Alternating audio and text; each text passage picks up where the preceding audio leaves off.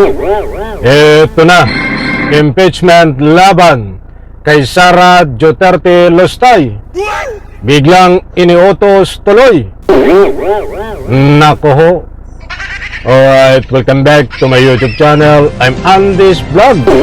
Mga kaibigan, heto ho, latest update na buhay ho ito. Itong impeachment laban ho kay Sara Duterte Lostay. Nako ho, ay biglang nabuhay. Mainit-init pa. Isang like muna sa video na ito kung nagustuhan nyo po.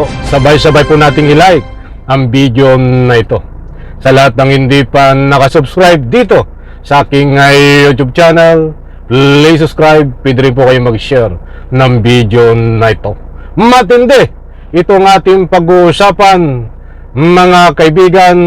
Kalalabas lang ho at mainit-init pa na balita tungkol dito sa impeachment laban ho kay Sara Lostay Duterte.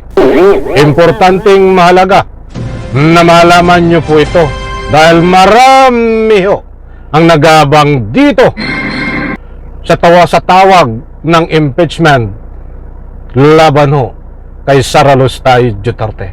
Ito ho mga kaibigan, huwag nyo pong kaligtaan panoorin, pakinggan ang vlog na ito. Nako ho, ay ito na ho ang inaabangan nyo mga kaibigan. Shout out po sa lahat mga mahal kong taga-subaybay. Ay ito ho, at ibabahagi ko po sa inyo ang ating batayan dito sa usapin na inutos ang impeachment. Aba, ay bibigyan po natin ng linaw ito mga kaibigan.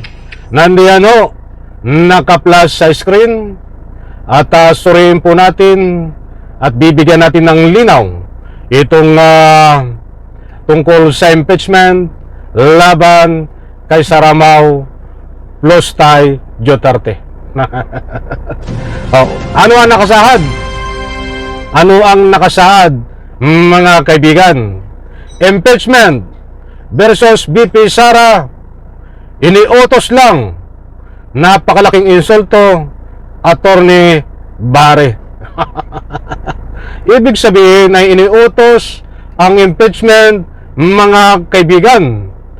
Iniutos na i-impeach itong si Sara Lostay. Ay para sa lubos natin pangunawa, mga mahal kong taga-subaybay, ay ito ho't ibabasahin ko ang nilalaman nito mga kaibigan. Kung ano ang sinasaad dito. Nandiyan ho, naka-flash sa screen.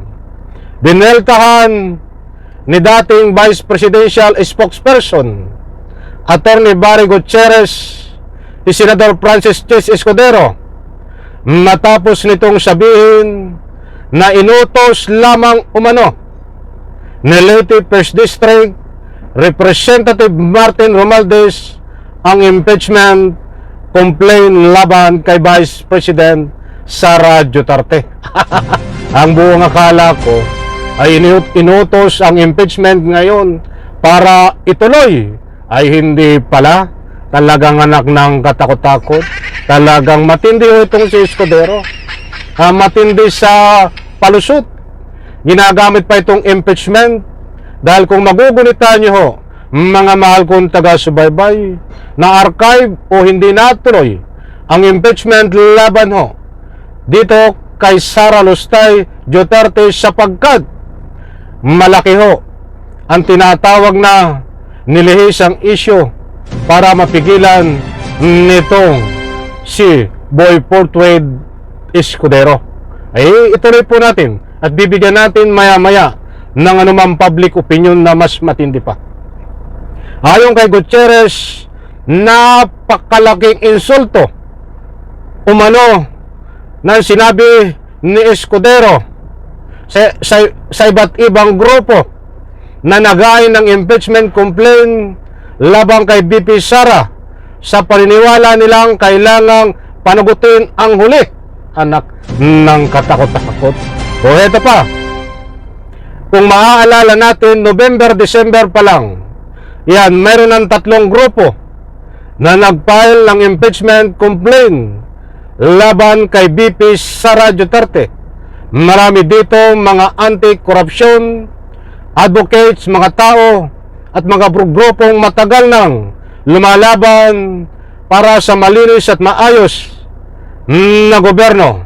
Giit Gutierrez sa isang panayam sa DCEM Teleradyo nitong Biyernes, October 3. Nako, ay ano na kaya nangyari dito sa pagka-archive ng impeachment laban kay Sara Lustay. Ay nagkakaroon po ang Senado na paghihintay kung ano ang magiging desisyon ng Supreme Court dahil mayroon pong petisyon na nakabinbin ho doon. Ituloy po natin. Kaya yung deklarasyon ni dating Senate President Chis Escudero na lahat ito ay politika lang, pakanalang daw ni dating Speaker Martin Romualdez ay parang sampal sa mukha. Iyan nung napakaraming mamamayan na nagsangpa ng reklamo dagdag niya. Nako, yan mga kaibigan, maliwanag po diyan na ang gustong ipunto dito at kumanta ng kalukuhan itong si Escudero dahil na-corner na siya kung ano-ano na akong nasasabi. At ang kinakatuwiran naman ngayon, ang itinuturo ay itong si Martin Romualdez. Ay kung tunay kang malinis, Senador Escudero, dapat noon pa man ay nagsalita ka na inutos lang sa iyo ni Romualdez. Ay hindi ang kinakatuwiran mo ay kailangan ng korte. Ang nasa isip mo na nagsasabi ka na mga matalinhaga at mabibilis na salita, dinadaan mo sa ganyan. Tapos ngayon, nang makorner ka, wala ka na ibang maisip. Dahil dito sa kaso mo naman, ay nililiis mo naman ng issue, usapang impeachment naman. Na dinidin mo ay si Romualdez. Kung inutos sa iyo noon pa man yan, bakit hindi ka nagsalita? Huling-huli ka na ikaw ay talagang nagpapalusot. Mga kaibigan, sa puntong ito, maliwanag naman diyan na inutos lang daw ni Romualdez ang impeachment para impeach si Sara Lustay Duterte. Iyan ho ang pinapakalat ngayon nitong si Boy Portwade Escudero. Maniniwala po ba kayo, mga mahal kung taga-subaybay? Kaya datapuan sa puntong ito, hindi ho tayo nagpapakalat ng anumang fake news. Inutos lang na ituloy ang impeachment ayon kay Escudero. Sino ang nag-utos? Ay itong si Romualdez. Ng katakot. Ngayon ka lang puputak? Ginagamit mo ang issue na impeachment? Talagang disclaimer lang mga kaibigan, lilinawin ko po. Hindi po inutos na ituloy ang impeachment ngayon. Ang ating tinatalakay po na inutos ay noon. Na inutos daw ni Romualdez noon na ituloy ang impeachment laban kay Sara Duterte. Datapuat pinigilan naman nitong si Boy Portwade Escudero. Anak ng katakot-takot.